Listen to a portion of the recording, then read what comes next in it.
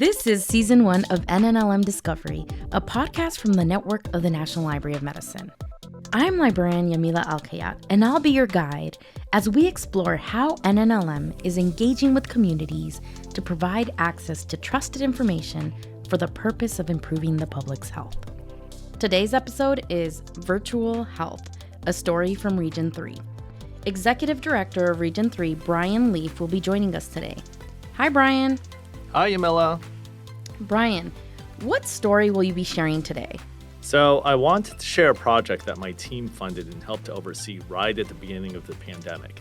In fact, this was one of the first NIH NLM projects funded specifically for COVID-19 outreach. One of the first? Wow, that's incredible.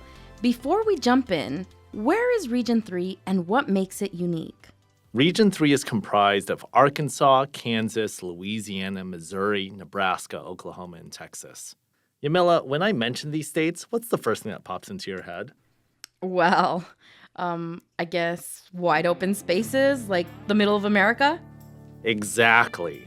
We do have a few large metropolitan cities in our region, but for the most part, our region is very rural.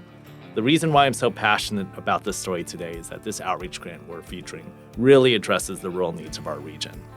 This is huge. There's a big need in our rural communities for healthcare and health information.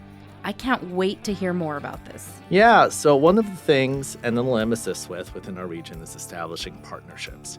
We go well beyond just writing a check for our grants. Our story starts at Region 3 headquarters on the campus of the University of North Texas Health Science Center in Fort Worth, otherwise known as HSC. I interviewed Jessica Rangel, Executive VP of Health Systems, about the challenges of rural healthcare. Jessica, how many counties in Texas have no hospital? So as it stands right now, there are 77 counties that don't have a hospital. So when we reflect back on what's been going on, we look at these rural community hospitals and truly they've just financially gone under. They're having trouble staffing those community hospitals.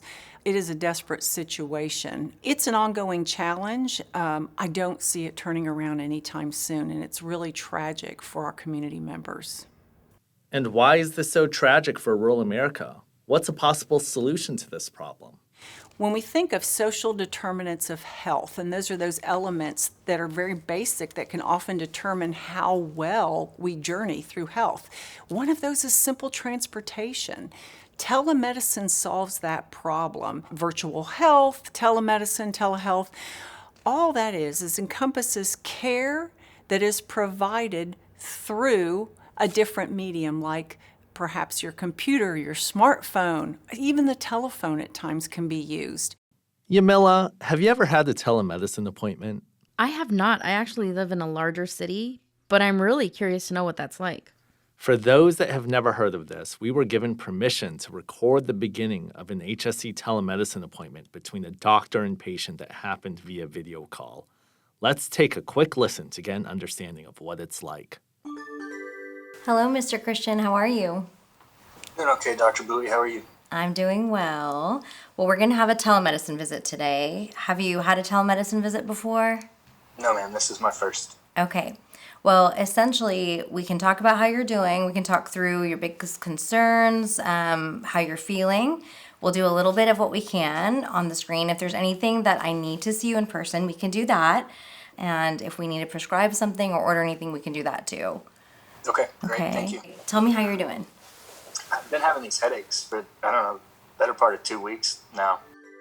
So, seems like an easy solution for rural America, right? Just set up a bunch of telehealth appointments for those areas that don't have hospitals? Nothing is ever that easy, Brian. Are hospitals and doctor offices even prepared for telemedicine? I wouldn't even know where to start to set up this kind of appointment with my doctor. And you wouldn't be the only one. There are so many hurdles with rolling this out, the biggest being connectivity in rural America.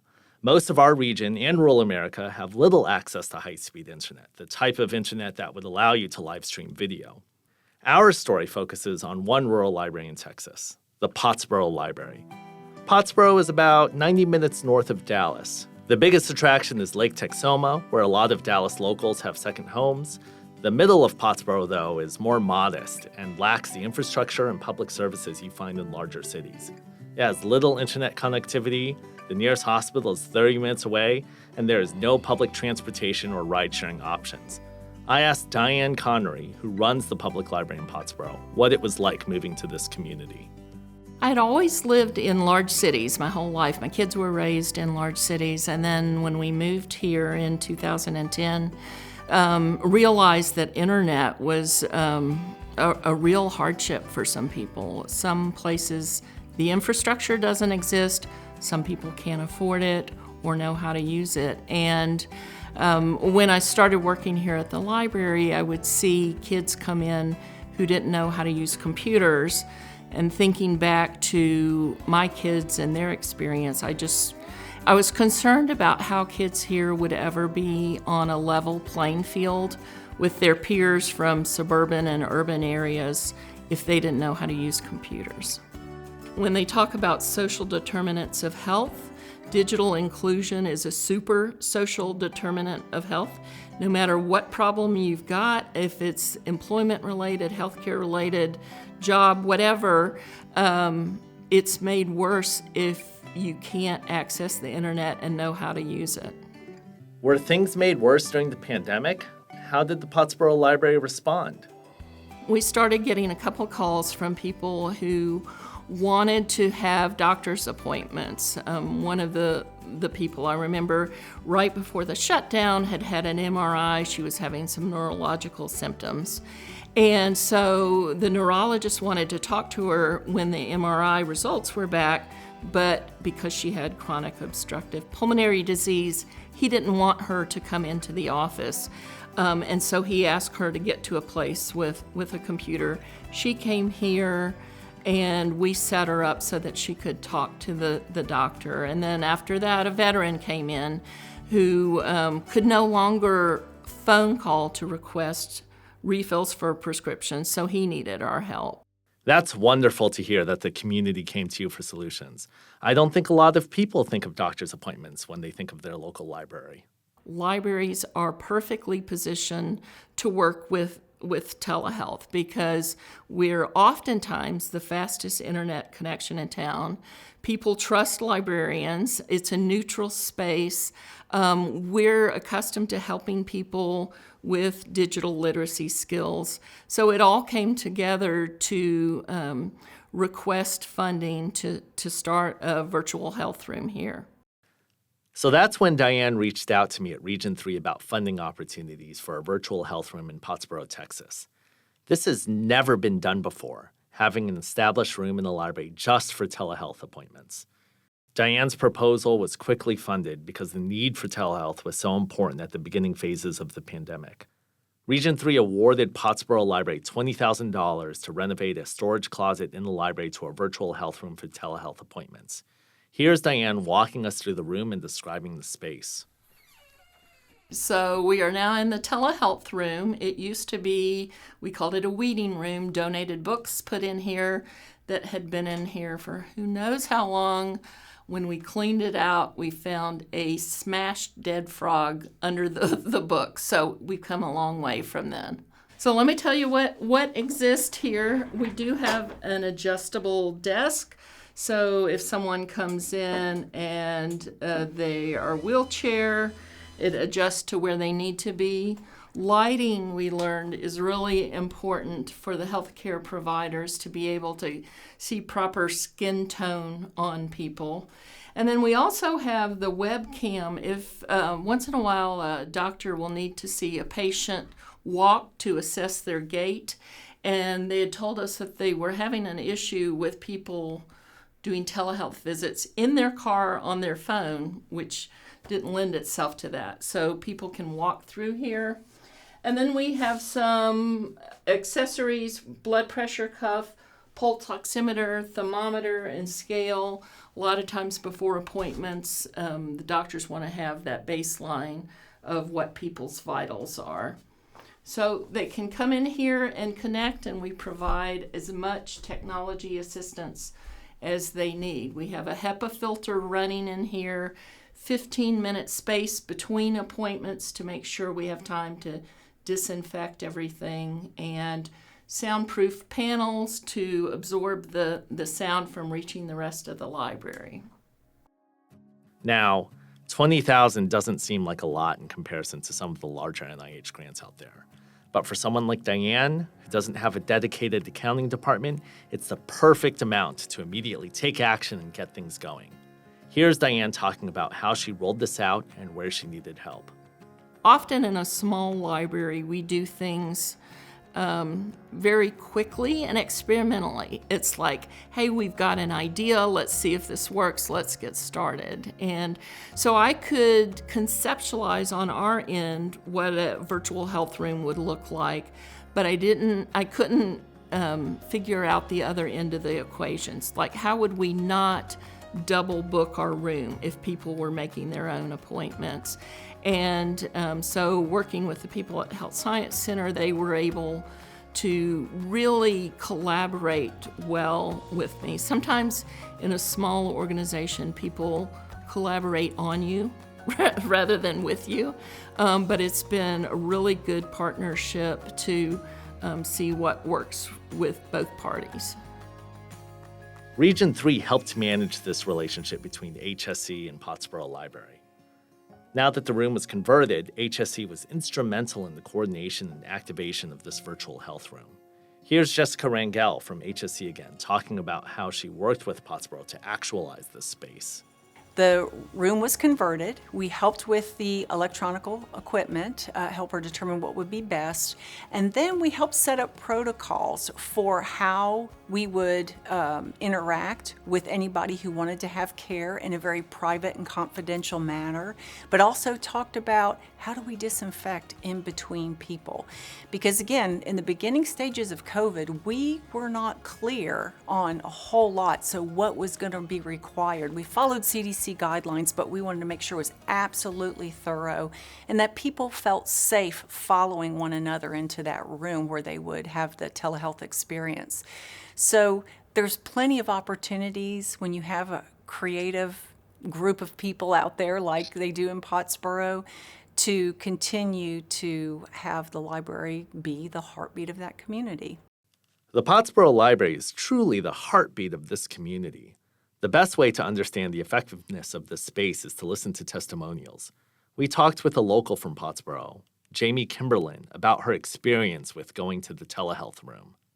During COVID, there was, the mask mandate, all the germs, everything spreading around. I did not want to go sit in a doctor's office and expose myself to bigger things when I just had a minor health issue. So this made it where my safety came first, and it was private, easy, convenient.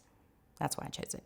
And if you don't mind me asking, did the appointment help your health? Well, it did. It was for a minor thing. I ended up with pink eye.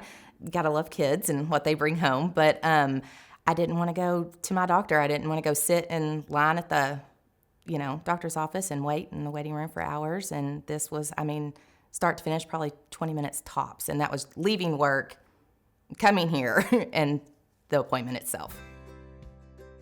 I love hearing testimonials like this. Another advantage I see as a parent with small kids at home is the ease of doing a telemedicine appointment instead of dragging my kids to the doctor's appointments or even trying to find a daycare during that time. That's exactly right, Yamila. This virtual health room really has the power to change and improve the health and well-being of the Pottsboro community and hopefully all of rural America. This grant wasn't just about converting one room.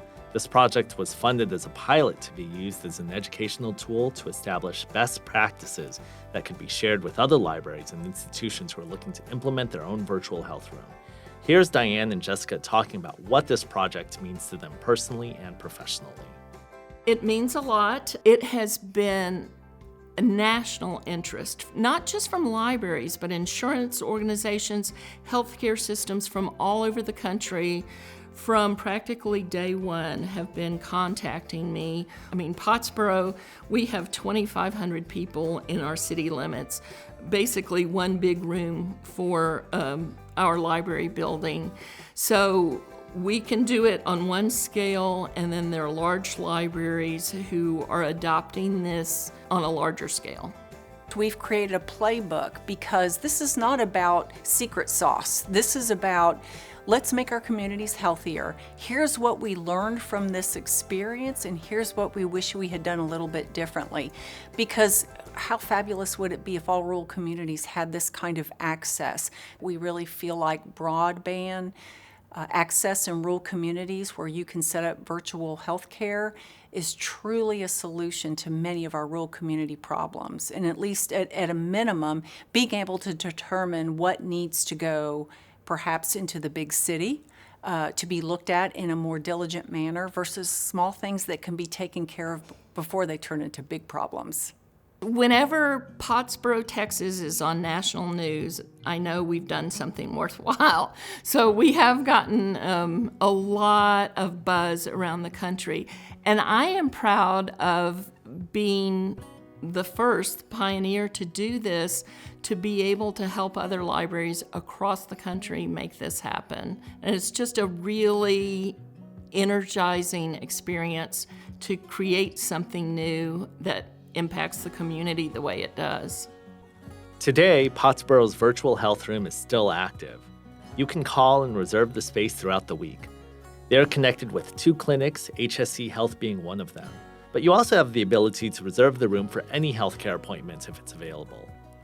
TSLAC, otherwise known as the Texas State Library and Archives Commission, have actually expanded on this model, funding 4 more libraries to implement similar telehealth spaces, including Austin Public Library. Thanks, Brian. This was an amazing story, and I think it really shows the power of the network within our regions. We're not just handing out grants, we're building relationships, providing education, and we're focused on the process of getting out good, reliable health information. I absolutely agree. It was a pleasure being here. Thank you. We'll be featuring other profiles, grants, and interesting information from all of our regions during this season of NNLM Discovery. Subscribe, rate, and comment on our podcast. Be sure to share these episodes to help us grow our audience. For more information, including a video featuring content from this story, check out the links within this episode's description. The NNLM offers free training, partnerships, and many resources that help to improve health and wellness. Membership is free. Learn more at nnlm.gov.